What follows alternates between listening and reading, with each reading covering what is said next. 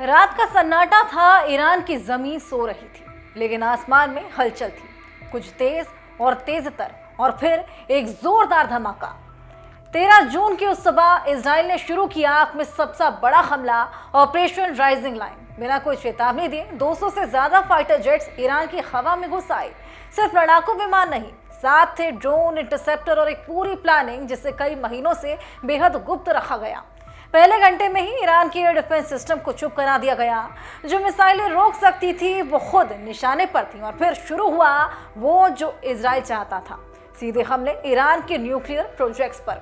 Natanz नाम तो आपने सुना ही होगा।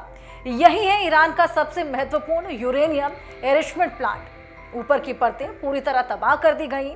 पायलट प्लांट, इलेक्ट्रिकल इंफ्रास्ट्रक्चर और सेंटर रिफ्यूज कंट्रोल रूम।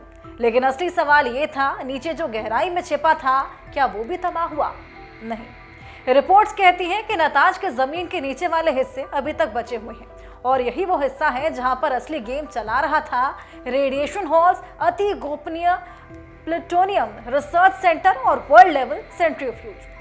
फिर है फोर्डो, एक ऐसा सेंटर जो लिटरली पहाड़ के अंदर बना है। इस पर हमला हुआ, लेकिन ये उतना नुकसान नहीं झेल पाया क्योंकि ये संरचनात्मक रूप से बंकर जैसा है, और इजराइल के पास अभी अमेरिका वाले बंकर बस्टर बम नहीं है। तीसरा बड़ा टारगेट बना इस्फहान। ये मौजूद conversion facility, metallic uranium centre और रिसर्च लैब्स को गंभीर नुकसान हुआ। यहाँ पर वो तकनीकें तैयार हो रही थी जो यूरेनियम को हथियार में बदल सकती हैं। और इस हमले का सबसे बड़ा झटका सिर्फ मशीनों को नहीं लगा। 6 टॉप न्यूक्लियर साइंटिस्ट, ईरान के IRGC के चीफ हुसैन सलीमी और देश के सैन्य प्रमुख मोहम्मद बघेरी सब मारे गए।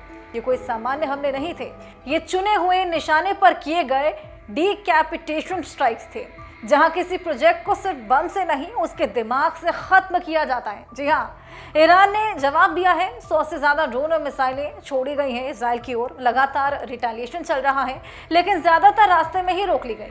अलर्ट सिस्टम काम कर गए। फिलहाल जमीनी स्तर पर कोई नुकसान इजराइल को नहीं हुआ है। अब सवाल ये कि क्या इजराइल इस ऑपरेशन में अपने मकसद में कामयाब रहा? खैर, तकनीकी रूप से देखा जाए तो हाँ भी और नहीं भी, दोनों ही। इंफ्रास्ट्रक्चर और टॉप ब्रेन को उन्होंने टारगेट किया, लेकिन जो असली न्यूक्लियर फ्यूल स्टॉक था, जो जमीन के नीचे था, वो बच गया है। और ईरान के पास अब भी वो तकनीक है जिससे वो दोबारा शुरू कर सकता है, एकदम स्टार्ट ओवर कर सकता है। अब ईरान नए साइट्स बनाएगा और शायद और गहराई में बनाए, ज्यादा एडवांस सेंट्रीफ्यूज लगाएगा। लेकिन इस हमले ने उसे बता दिया कि वो कितना भी छिपे, इजराइल की नजरें हर वक्त उसके ऊपर हैं। और दूसरी ओर ये स्ट्राइक अमेरिका की अप्रत्यक्ष सहमति के बिना मुमकिन नहीं था, ये सभी जानते हैं। यानी ये संदेश सिर्फ ईरान को नहीं, पूरी दुनिया का था कि अब नो न्यूक जोन सिर्फ कागजी बात नहीं, जरूरत पड़ी तो हम जमीन पर उतरेंगे। और भारत जैसे देशों के लिए ये एक वार्निंग भी है, जहां जियोपॉलिटिक्स का सीधा असर तेल, बाजार, वैश्विक स्थिरता पर पड़ता है। अब जब अगली बार हम पेट्रोल पंप पर जाएं और मीटर थोड़ा ज्यादा दौड़ता देखें, तो याद रखना, कुछ 1000 किलोमीटर दूर जमीन के नीचे कुछ और भी दौड़ रहा है।